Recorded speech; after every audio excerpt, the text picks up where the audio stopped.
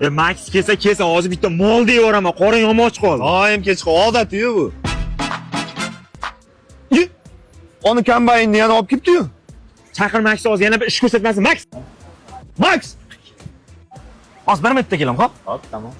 Anjigarlar, yedimi sensan?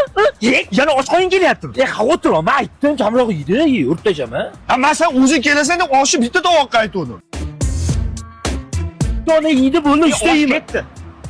Voy! Dorime, interimo ad appare dorime. Ameno, ameno.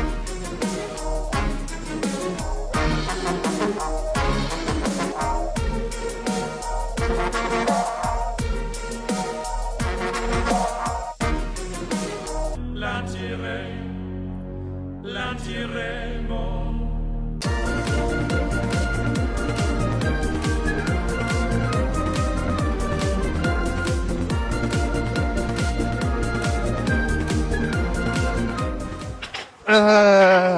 Ozgina ushbet qilmadim-da. Ha, bo'ldi, taqdirga tan beraver. Ro'za tutib qo'yaveramiz. Chamayman degan ishonibman. O'tir, saniyman, o'tir.